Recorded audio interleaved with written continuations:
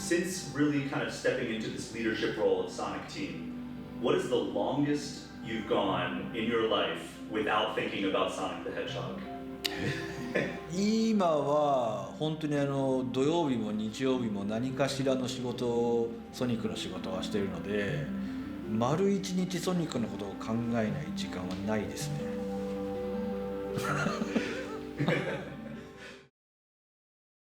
There is a man that's been through a lot. He's had his good days. He's had his bad days. Even when the worst seems to come, I don't know how he does it, but he never gives up. His name is Sonic the Hedgehog.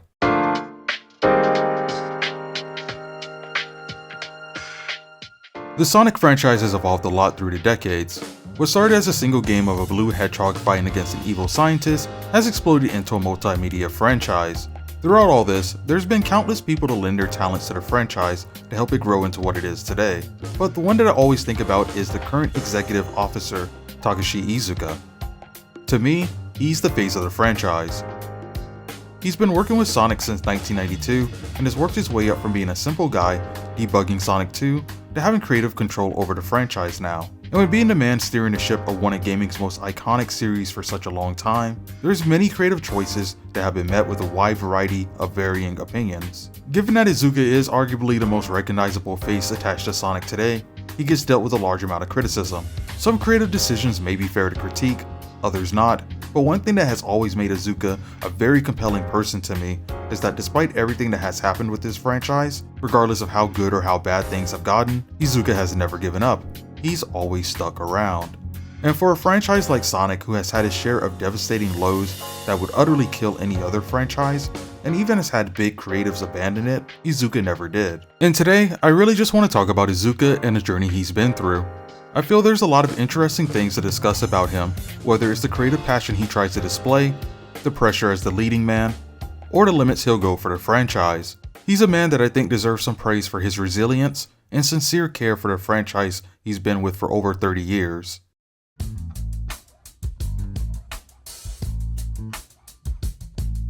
I think it's right for me to start with his origins, as I think that's the key thing about Iizuka that he has kept close to his heart that has driven him to reach the current spot he's at now. Growing up, Iizuka admitted that he wanted to become a mangaka. The core aspects of being a mangaka that was appealing to him as a child were creating stories and characters.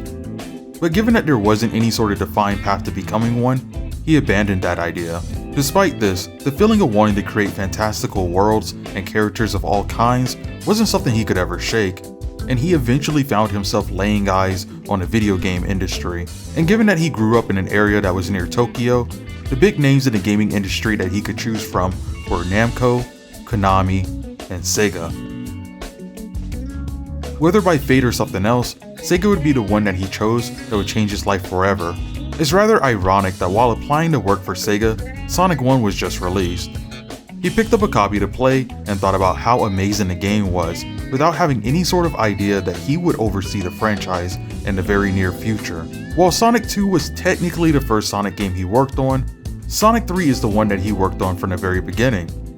Because Sonic 3 was the first game in the franchise to do storytelling through in-game cutscenes, it allowed him to work with a team of others to craft a story with a vibrant cast of characters.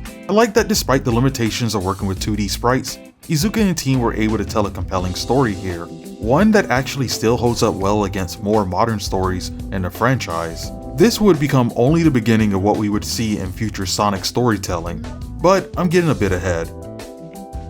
Still, the experience of Sonic 3 would allow Iizuka to be involved in more projects that continue to allow him to experiment and create new things, some of which would go on to become some of the most beloved Sega titles of all time. This leads me to highlighting Iizuka's creative passion with the games he's made, and how it oozes creativity in what's created by him and his team. One of the most experimental and quite possibly the most abstract game he was involved with was Nights into Dreams, a game for the Sega Saturn released in 1996. Nights is one of the most interesting games released by Sega, as it explores the psychological aspect of dreams with two child protagonists and a coming-of-age story. The game follows a show-don't-tell formula for its storytelling, and is filled with enough abstract design to let your imagination go wild as you play. For a game that was released back in 1996, I'm utterly blown away by Knights. It's a style of game that we wouldn't see too much of again from Sega, despite how utterly unique it was. There was genuine care put into it as Takashi Iizuka and team went out of their way to research psychology works from Carl Jung and Sigmund Freud. This is reflected in how Knight's character originated in shadow, which according to Carl Jung's works would mean the other self. Knights as a character is also a good representation of the freedom of creativity that's expressed within the unconscious mind. There's also the core world that protagonists Clarice and Elliot explore in, which is called the Dream World. This is something based on Sigmund Freud research of there being another world that exists in dreams.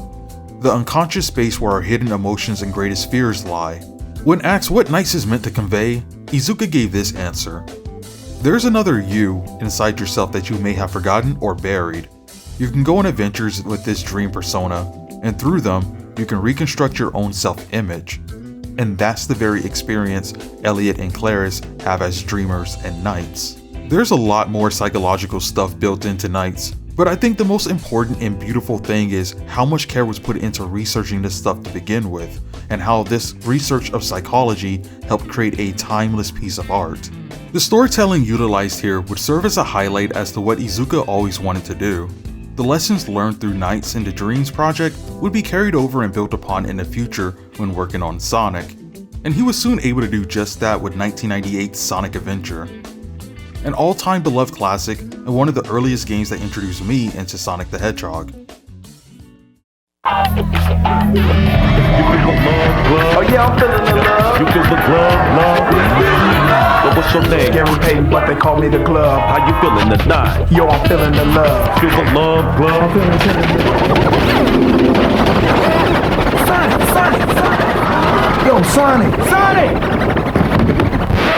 Man, stay off the light speed. My bad.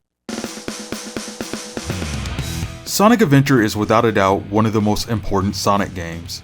It revitalized a franchise that declined in popularity during the mid-90s and reintroduced Sonic to a new audience. The game had quite an ambitious development run, and one of the most interesting ones as well. A big part of the development was Yuji Naka, Takashi Iizuka, and many others among Sonic Team taking a trip throughout South America. They would use this experience with shaping the game. I love how they replicated the feeling of wonder they felt on their journey with the Mystic Ruins. You can even see how they use certain real-life locations as the inspiration in the game. Their trip around Mexico and the US, to Guatemala in Central America, and Peru in South America was some of the most fun the team has ever had and was pivotal to the growth of the game. The one thing I've always loved about Sonic Adventure has been the multiple playable characters, each with their own unique story to tell. It builds upon previous games to use the at the time modern technology to tell more of an intricate story with Sonic and friends. If you ever got the feeling that the game was a bit like an RPG, but in platforming form, then that's also not a coincidence. After development of Knights, Iizuka would propose the idea of a Sonic role-playing game to Yuji Naka in August of 1996, with emphasis being placed on story. While Sonic Adventure would not be an RPG in the end, it still carried certain elements from the original ideas and the final product, and it was a success. It helped reintroduce the franchise in a new way in the eyes of many, and made it clear that this is who Sonic the Hedgehog is in the world of 3D. Characters are dived into more, with some being provided individual character arcs. The constant clash between Sonic and Eggman here is reminiscent of the early Genesis days with a more dynamic feel.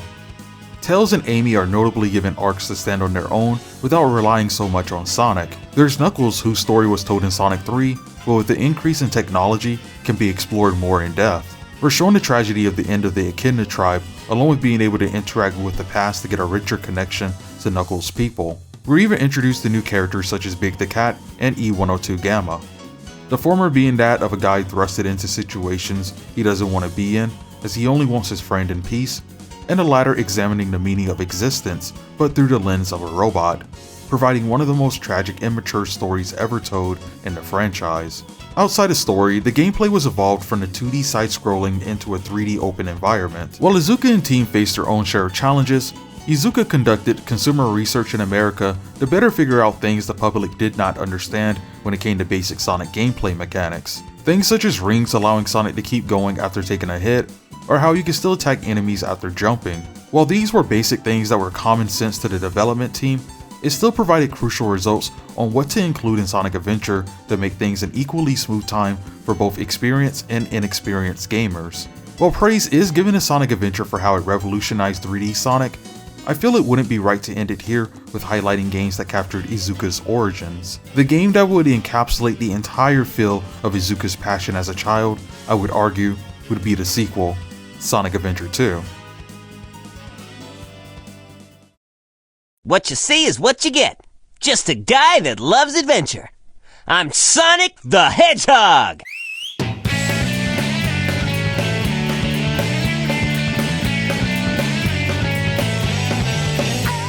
While there's been countless number of games Iizuka has played a part in developing in a franchise, I don't think any game is as influential as Sonic Adventure 2, both on a personal level for himself or for the franchise. The development for SA2 being completely different from SA1 is a big indicator, as instead of working with a larger team in Japan, Iizuka flew to America and with a smaller crew of developers set out to make an ambitious sequel. But given that this was to be a sequel to Sonic Adventure, a huge game with a lot to do already, Iizuka found that the best way forward was to trim some things down and create a more streamlined sequel. This meant cutting the hub world in favor of mission-to-mission adventure, cutting the playable gameplay styles from 6 to 3, and even streamlining the story mode. The development of the game was quite brutal, given that the team only had roughly a year and a half to create the game, but looking back at interviews and such, despite the time limit over the team's head, it's actually one of the most fun times Iizuka had in game development. You can tell the smaller development team meant that there was a tighter connection between everyone, given that there were so few of them working around 18 months crunch time, always dealing with the challenges of living and working in America and being far away from home. There's a lot of nostalgia to be had still. A funny story from their time in America is how they received parking tickets, so to take their anger out, they allowed you to crash into vehicles in the opening level of City Escape. There's also the fact that this is the game Shadow the Hedgehog would make his debut in, and he would go on to become one of the most popular characters in the franchise. Shadow was a character Iizuka helped create, so he feels a strong attachment to him and sees himself as the father of Shadow. And let me tell you, he will make it extremely obvious how much he favors Shadow over everyone else. One of the most iconic things Iizuka is known for is rocking Shadow merchandise whenever he gets a chance, whether in interviews or during the Game Awards. It honestly becomes impressive that over 20 years later since the release of Sonic Adventure 2 back in 2001, Iizuka has always asked what his favorite Sonic game is, and he always smiles and says that it's Sonic Adventure 2, always highlighting the fond memories made from it and how much the game means to him. And I think looking at his continued growth from Nights to Sonic Adventure and to Sonic Adventure 2, you start to get a better picture that perfectly encapsulate why Iizuka loves to create, why that creative passion as a child always stuck around. I would argue that these three are some of the most timeless experiences in the industry, and it's because of the creativity that was pushed from Iizuka and the creative team that he worked with. Though, like all things, nothing lasts forever, the creative passion would continue to be twisted and tested throughout as pressure was being placed more and more on him, especially with the ever-changing reception of the franchise. I think one of the hardest things to accept in life is that you can't please everyone, that no matter how much you try, someone will not be happy in the end. Despite Iizuka's creative passion never dying, he would slowly be pulled away from game development as more responsibilities were given to him. Game designer title changes to director and eventually producer. Games of varying quality continues to release, crunch time is brought down on the development team, thus leading to more pressure. Fans are disappointed and divided with the final release of games, hopeful for the next to be better. This was the ugly cycle the Sonic franchise would be tossed into. I think while the creative passion has always been there and is still there today, it's important to recognize that passion doesn't always equal quality. Even during the early 3D days of Sonic, there were some questionable design decisions within the games he worked on. While Sonic Adventure was a success, a big criticism behind it was the multiple different playstyles that felt un-Sonic-like. Similar complaints were carried over to the sequel, along with some dismay at certain features being gone, such as the hub world from the first game. Iizuka and team clearly were trying to cater to fans all around and taking as much feedback as they could to make changes. Though the problem with this is the pressure to live up to everyone's expectations, as, again, you can never please everyone. Sonic Team would be split into two groups, with one group staying in America to continue producing titles, while another group stayed in Japan. Iizuka was with the group that was in America, so it allowed him a better chance to connect more with the Western Sonic fanbase and get a better idea of what fans wanted. Unfortunately, Iizuka would give in to not only the demands of fans, but the ever-changing gaming market in the 2000s with the release of Shadow the Hedgehog 2005, a title that was darker and edgier than anything before. Shadow had a gun due to fans requesting to see Sonic use one, but Sonic Team didn't feel it would be right for Sonic himself to use such a thing, so they gave it to Shadow instead. While the game was a commercial success, it damaged the reputation of the franchise a lot. Many were confused by how sharp a departure this was for the franchise, and even some felt that the franchise was long past its glory 2D days by this point. Things were made even worse when Yuji Naka, who was the head of Sonic Team for the longest time, would leave Sega midway through development of Sonic the Hedgehog 2006. The game would eventually be released in a rushed state and completely damage the franchise even more. I highlight these controversial things from Sonic Adventure to Sonic 06 because it was all slowly building to a breaking point. While Iizuka isn't entirely to blame for everything since Yuji Naka and other staff members worked as a creative team to make specific decisions, and the upper management at Sega were demanding for things such as the completion of Sonic 2006 for a holiday release, it doesn't take away from the fact that Iizuka was feeling a lot of pressure as more and more people were bashing the state of the franchise. The pressure would become even greater as he was later chosen to become the new head of Sonic Team after Yuji Naka abandoned everyone. How exactly do you keep going when everything keeps getting worse? This becomes the core question at the heart of everything. Now, you may have noticed that I skipped talking about Sonic Heroes, and that was on purpose. It was the next 3D Sonic game to follow after Sonic Adventure 2, but before Shadow 2005. It again was another game where Iizuka and team were taking in feedback from fans and trying to improve upon the last game. Unfortunately, the development of Sonic Heroes is a rather infamous one, and one that Iizuka himself calls the most stressful of his career, which is in sharp contrast to Sonic Adventure 2 from only a few years prior where he looks fondly back on. What makes Sonic Heroes' development story so infamous is that due to the stress of deadlines and mismanagement of the team, it almost led to Takashi Iizuka dying. During development, Takashi Iizuka and another person were assigned as the only two to work on designing the levels for the game. As they got into the later stages of development, the other became sick and stopped showing up to work, so that left Iizuka by himself to finish designing the rest of the levels. The stress from crunch to try and finish the game on time led to him forcing himself not to sleep as he kept endlessly working. It got to a point where he ended up losing 22 pounds in the end, and in his own words, "I didn't sleep because I had to finish the game on my own," almost dying. While Sonic Heroes was developed in America, I can't help but think about the Japanese word Karoshi, which can be translated as death from overwork. How within Japan, it's been a serious issue amongst Japanese people working long hours and eventually dying from heart attacks, strokes, and other means. It's so bad that they created a word for it and have endless amount of petitions just to have a bill pushed through specifically for it. While overwork isn't unique to only Japan, it is something deeply ingrained within the Japanese work culture and its people. It wasn't until 2018 where the Work Style Reform Act was issued to try and stop people from working more than 45 hours of overtime in a month. Unfortunately, as of a 2025 report from Japan's Ministry of Health, Labor and Welfare, there has been an increase year over year regarding overwork-related deaths.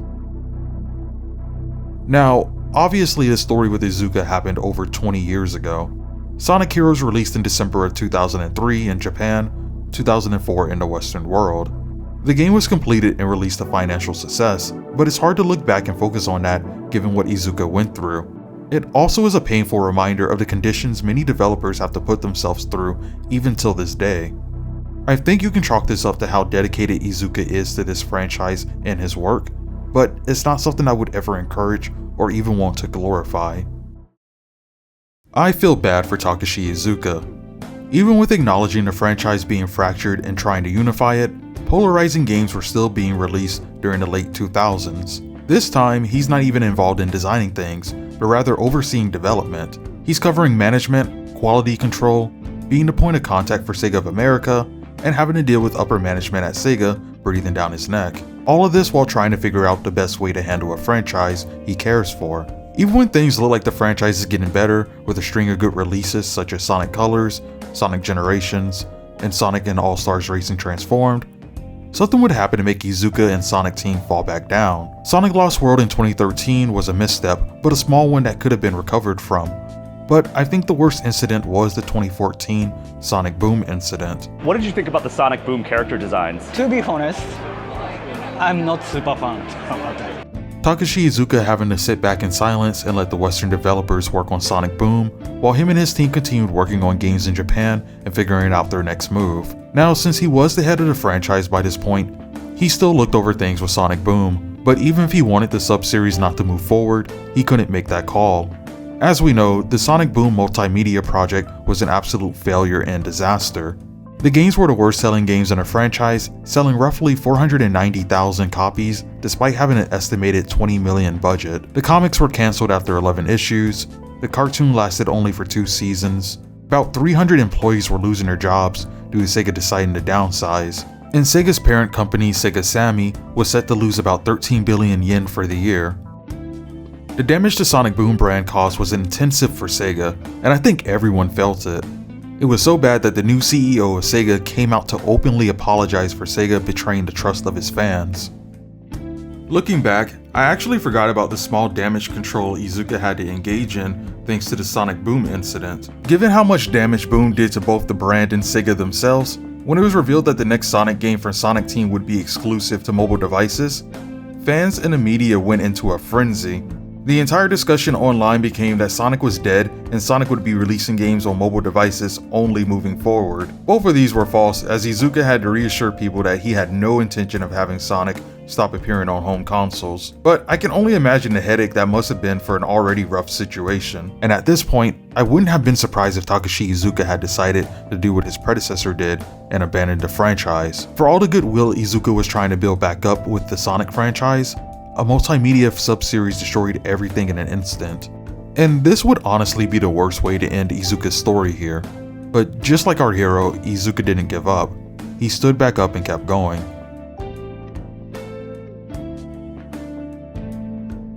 That question from before about how exactly do you keep going when everything keeps getting worse? Well, I do wonder what answer it is that Iizuka himself found to continue persevering. Whatever it was, it paid off in the end. Almost like a phoenix rising from his ashes, we got the critically acclaimed game Sonic Mania, one where Iizuka worked with many longtime fans who turned into professional game developers to craft a spectacular anniversary title as a love letter to both the franchise and its fans. And while that wasn't enough to save things, it was only just the beginning. What started as another disaster waiting to happen with the Sonic movie turned into a blessing thanks to Sonic fans all around the world voicing their anger at the previous Sonic design. This in turn making Paramount Studio actively delay the movie and work on changing the design, thus showing that they're listening to the fans. The movie came out to a box office success, which was further reviving the franchise from the Boom incident. The final thing to tie things all together was the newest 3D Sonic game, Sonic Frontiers, also being a success. Suddenly, what felt like a long nightmare was finally coming to an end.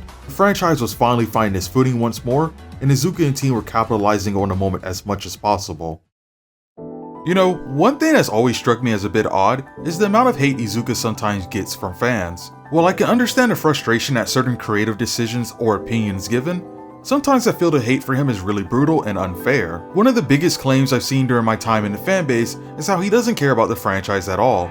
And I think that couldn't be any further from the truth. Consistent thing I've always found is that whenever any other creatives manage to spend time with Iizuka, whether it be a simple interview or able to work with him in the development of a game, they always talk about how great of a person he is, how much you can tell he really does care for this franchise and wants it to be the best. Iizuka was the one that came up with the idea of mixing stages from past games with some new stages to create a new game for fans. That would turn into the beloved game that we know today as Sonic Mania. In an interview with Naoto Oshima, father of Sonic and long-term friend of Iizuka, he highlighted how much of a joy it is to work with him. The two of them haven't worked on a Sonic game in decades, but I think you can tell how much Iizuka was moved by Oshima's words, given that Oshima was saying that he was impressed and inspired by Iizuka. Headcanon, one of the main developers for Sonic Mania and Sonic Origins, has recently been open about his thoughts on Iizuka and how he knows the man absolutely does care despite how much Sega as a company continues to rush things out to meet deadlines. Well, I'm not saying people have to like every creative decision Iizuka comes up with, I'm just simply saying that I don't believe he's a heartless individual with no care for what he's working on. What I see is a man who takes pride being part of this franchise and believes in the power of what this series holds and wants it to succeed. Even now, the state of Sonic is in a much better position, and that long-term goal to unify things from years ago feels like it's finally paying off.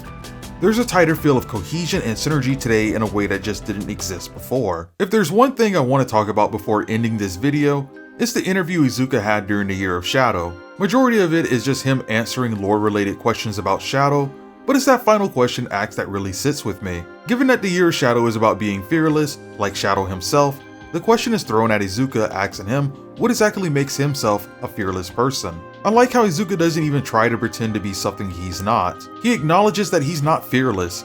He himself have fears and challenges that are tough to face.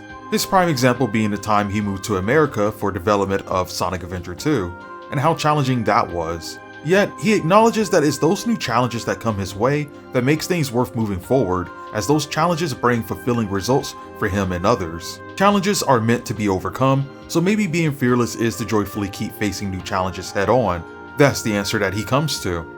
And that makes me think about how he's been through a lot. He's had his good days, and I'm sure even his bad days. Even when the worst may come, I really don't know how he does it, but he never gives up. I guess that's just the man that is Takashi Iizuka.